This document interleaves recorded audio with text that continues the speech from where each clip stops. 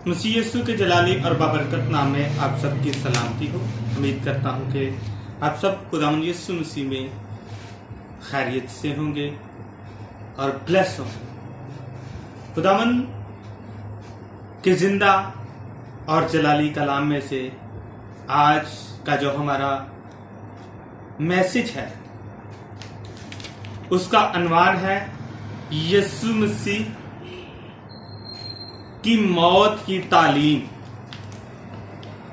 उसका अनवान है यीशु मसीह की मौत की तालीम। आज इसके लिए हम कुछ हवाला जात लेंगे बाइबल मुकद्दस में से और हम सब मिलकर सीखने की कोशिश करेंगे। अभी हम पहला हवाला जो बाइबल मुकद्दस में से लेंगे यसाया नबी का सहीफा, उसका 53 बाब और उसकी 8वीं आयत। खुदावंद के जिंदा और जलाली कलाम में यूं लिखा है, वो जुल्म करके और फतवा लगाकर उसे ले गए, पर उसके जमाना के लोगों में से किसने ख्याल किया कि वो जिंदों की जमीन से काट डाला गया, मेरे लोगों की खताओं के सबब से उस पर मार पड़ी।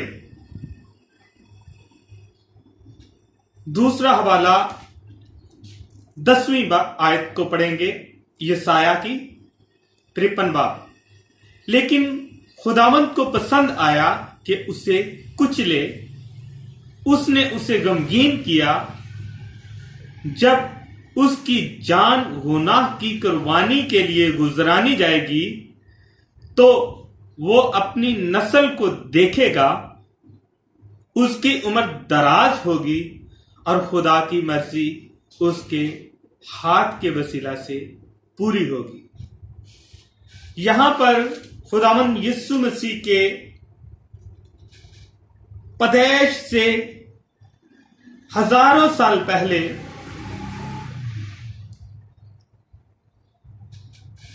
इस कुर्बानी के लिए पेशनगोइयां कर दी गई।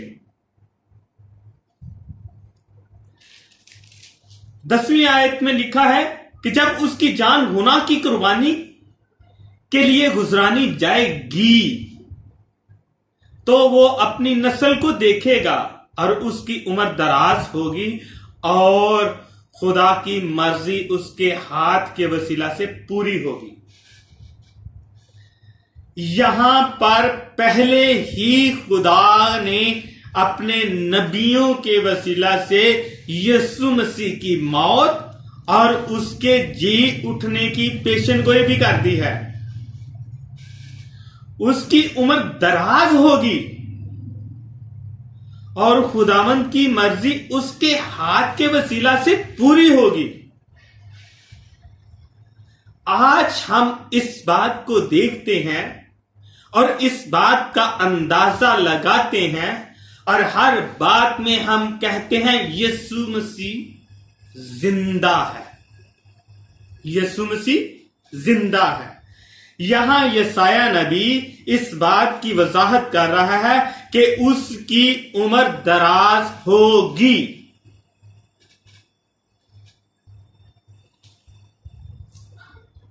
और खुदावंद की मर्जी उसके हाथ के वसीला से पूरी होगी। यहां आगे बाइबल मुकद्दस में यीशु मसीह खुद फरमाते हैं कि मेरी मर्जी नहीं बल्कि मेरे बाप की मर्जी पूरी हो।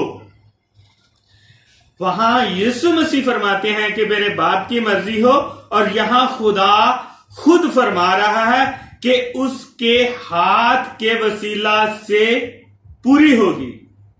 खुदावंद की मर्जी उसके हाथ के वसीला से पूरी होगी। किसके हाथ के वसीला से? यीशु मसीह नासरी के हाथ के वसीला से,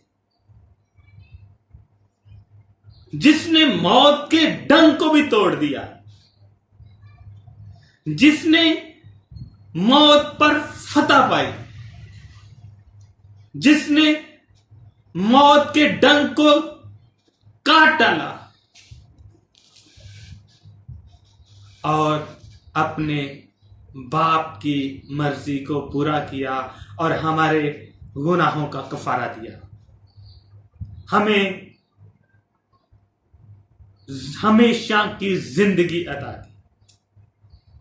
اگلا حوالہ ہم لیتے ہیں اعمال کی کتاب، اس کا 2 باب 23 آیت میں سے۔ آپ سب دیکھ سکتے ہیں بائبل مقدس میں سے اعمال کی کتاب 2 باب 23 آیت۔ جب وہ خدا کے مقررہ انتظام اور علم ثبات کے موافق پکڑوایا گیا تو تم نے بے شرع لوگوں کے ہاتھ سے اسے مصلوب کروا کر مار ڈالا۔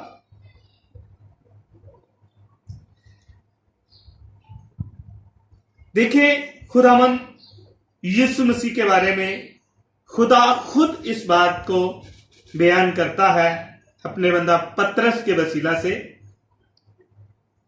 کہ جب وہ خدا کے مقررہ انتظام اور علم و ثبات کے موافق پکڑوایا گیا تو تم نے، کن لوگوں نے؟ ہم لوگوں نے بے شر لوگوں کے ہاتھوں سے اسے مصلوب کروا کر مار ڈالا۔ ایک اور حوالہ ہم لیتے ہیں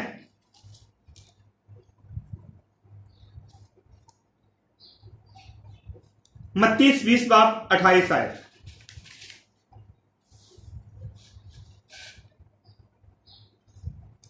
چنانچہ ابن آدم اس لیے نہیں آیا کہ خدمت لے، بلکہ اس لیے کہ خدمت کرے اور اپنی جان بتیروں کے بدلے فدیہ میں دے۔ فدیہ کا مطلب کیا ہے؟ کفارہ۔ فدیہ کا مطلب کیا ہے؟ کفارہ، میل ملاپ کروانا، ڈانکنا۔ جی، کفارہ۔ کفارہ کا مطلب کیا ہے؟ لفظی معنی، ترجمہ۔ اصل میں اس کے معنی ڈانکنا ہے، میل ملاپ کروانا، ڈانکنا۔ کس کے ساتھ؟ یسوع مسیح نے اپنی جان کا فدیہ دے کر ہمارا کفارہ دیا، ہمیں باپ سے ملوانے کا سبب بنا، ہمارے گناہوں کو ڈانک دیا، ہمارا ملاپ اپنے باپ سے کروایا۔ کیونکہ بائبل میں یسوع مسیح فرماتے ہیں کہ میرے بغیر باپ کے بغیر پہنچنا کسی کے لیے بھی ممکن نہیں۔ جس نے مجھے دیکھا اس نے باپ کو دیکھا۔ یہاں پر یسوع مسیح نے اپنی جان کا فدیہ دے کر، اپنی جان کا کفارہ دے کر ہمیں، مجھے اور آپ سب کو باپ کے ساتھ ملا دیا۔ ہمارا فدیہ دے کر ہمیں باپ سے ملوا دیا۔ یسوع مسیح کے کفارے کے وسیلہ سے ہمارا ملاپ باپ سے ہو گیا۔ یسوع مسیح کے کفارے کی وجہ سے ہمارا ملاپ خدا باپ سے ہوا، اور ہم آج اے باپ کہہ کر اس سے دعا کرتے ہیں۔ ایک اور حوالہ لیتے ہیں تو پہلا تموتھیوس 2 باب 6 آیت۔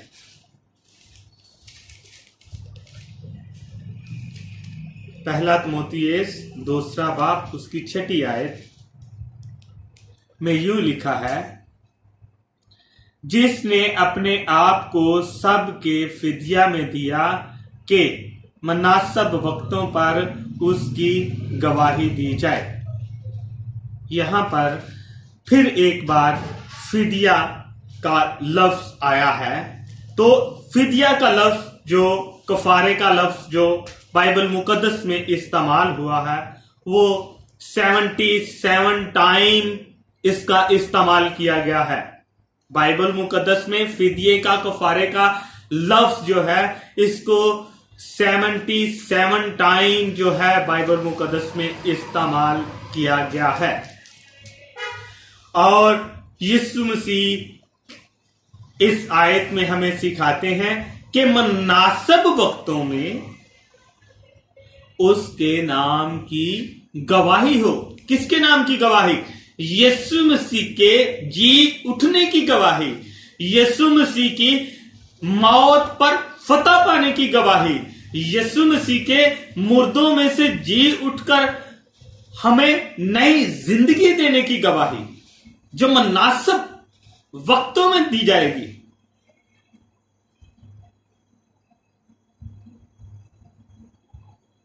एक और हवाला हम देखते हैं, पहला पत्रस पहला बाब और 18-19 आयत। पहला पत्रस पहला बाब 18-19 आयत को हम लेंगे खुदावंद के जिंदा कलाम में से कि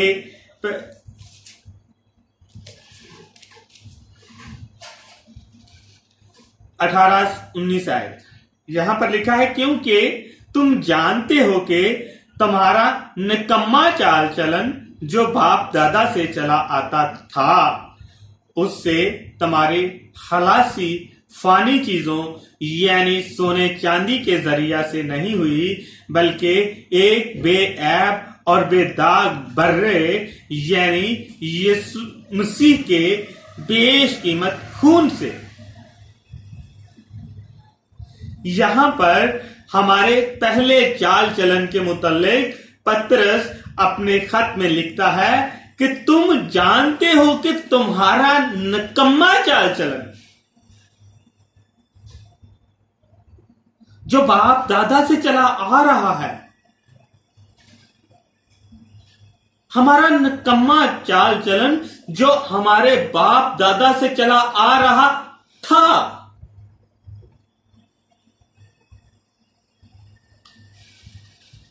उससे तुम्हारी खलासी फानी चीजों यानी सोने चांदी के जरिया से नहीं हुई, जो हमारे पास माल दौलत धन है। क्या हम अपने गुनाहों की खलासी या अपने नकम्मे चाल चलन की खलासी इन चीजों से पा सकते हैं? हरगिज नहीं।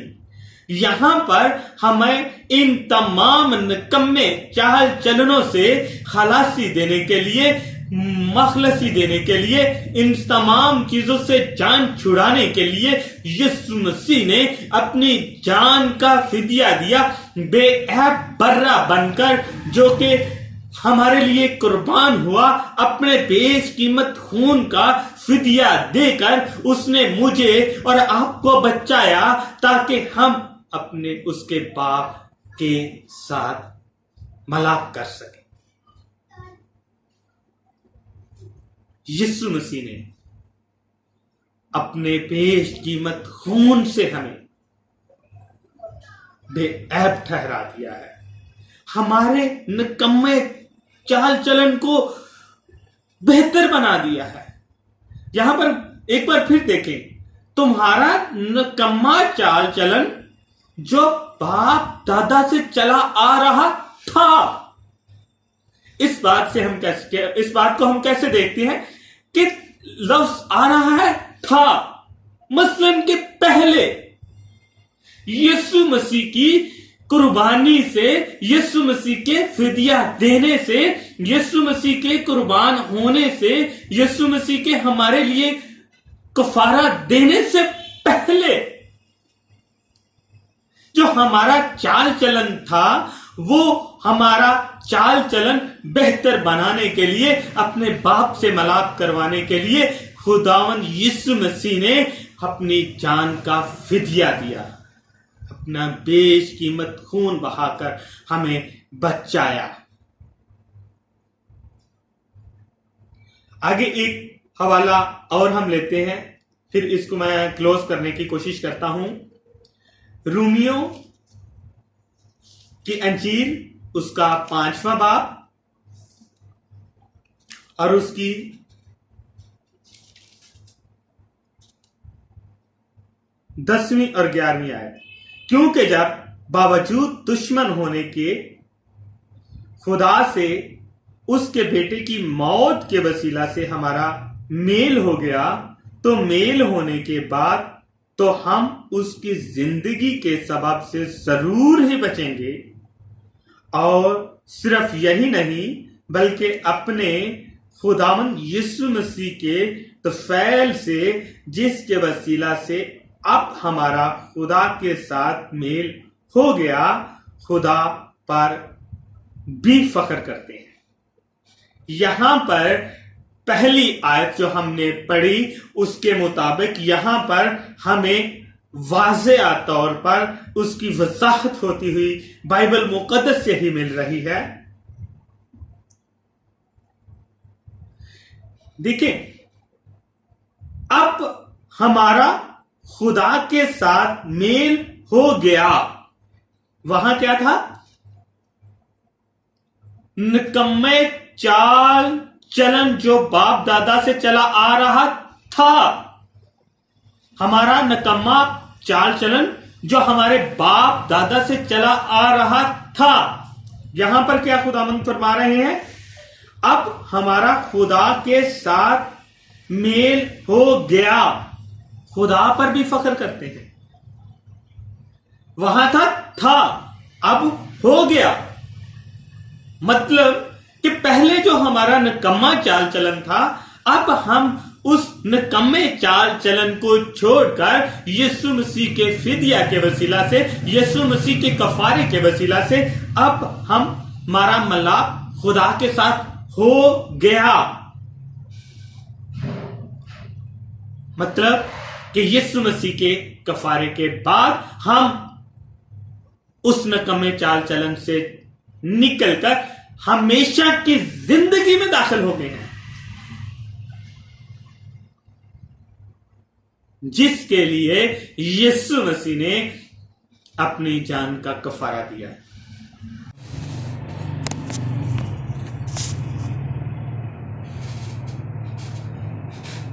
आखिरी हवाला जो हम बाइबल मुकद्दस में से लेंगे, चुनांचे इब्ने आदम इसलिए नहीं आया कि खिदमत ले, बल्कि इसलिए कि खिदमत करे और अपनी जान बतेरों के बदले फिदिया में दे। यहां खुदा बाप अपने बेटे यीशु मसीह के मुतल्लिक बाइबल मुकद्दस में बड़ी खूबसूरती से बता रहे हैं कि वो दुनिया में इसलिए नहीं आया कि खिदमत ले, बल्कि इसलिए आया कि खिदमत करे। वो यहां अपने बेटे के मुतल्लिक खुद बयान कर रहा है कि वो खिदमत लेने के लिए नहीं बल्कि खिदमत करने के लिए आया है और अपनी जान बतेरों के बदले फिदिया में दे।